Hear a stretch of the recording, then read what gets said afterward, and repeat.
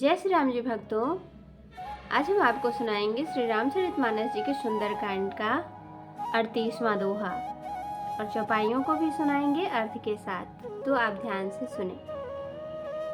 काम क्रोध मद लोभ सब नाथ नरक के पंथ, सब परिहरि रघुवीरहि भजहु भजहि जहि संत। तात राम नहीं नर भूपाला, भुवनेश्वर कालहु कर काला। ब्रह्म अनामय अज भगवंता, व्यापक अजित अनादि अनंता। गोद्विज धेनु देव हितकारी, कृपा सिंधु मानुष तन धारी। जन रंजन भंजन खल भ्राता, वेद धर्म रक्षक सुनु भ्राता। ताहि बयरु तजिनाय माथा, प्रणतारति भंजन रघुनाथा। तेहु नाथ प्रभु कहु बै देहि, भजहु राम बिनु हेत सनेहि। शरण गए प्रभु ताहु न त्यागा, विश्वद्रोह कृत अघ जेहि लागा। जासु नाम त्रैताप न सावन, सोई प्रभु प्रगट समुझ जिय रावण। बार बार पद लागऊं, विनय करऊं दस शीस। परिहरि मान मोह मद, भजहु कौशलाधीश। मुनि पुलस्त्य निज शिष्य सन, कह पठई यह बात। तुरत सुमय प्रभु सन कही, पाए सुअवसर तात। तो भक्तों, अब हम इसका अर्थ सुनाएंगे। हे नाथ, काम क्रोध मद और लोभ ये सब नरक के रास्ते हैं। इन सब को छोड़कर श्री रामचंद्र जी को भजिए, जिन्हें संत सत्पुरुष भजते हैं।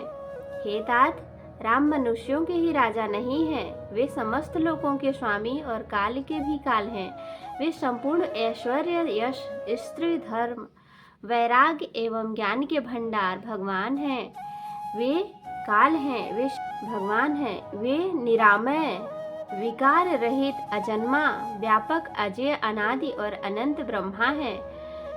उन कृपा के समुद्र भगवान ने पृथ्वी, ब्रह्मा, गौ और देवताओं का हित करने के लिए मनुष्य शरीर धारण किया है। हे भाई सुनिए, वे सेवकों को आनंद देने वाले, दुष्टों के समूह का नाश करने वाले और वेद तथा धर्म की रक्षा करने वाले हैं।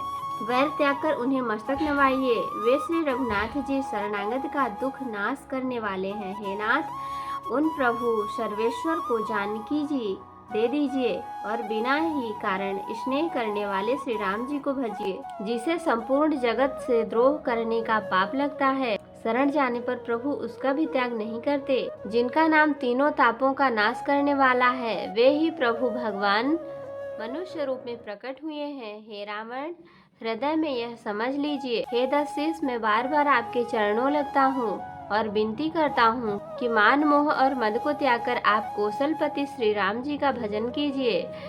मुनि पुलस्त्य जी ने अपने शिष्य के हाथ यह बात कहला भेजी है। हे तात, सुंदर अवसर पाकर मैंने तुरंत ही यह बात प्रभु आपसे कह दी। तो आज के लिए इतना ही। अब हम अगले दिन सुनाएंगे आपको 39वां दोहा। तो जय श्री राम जी भक्तों।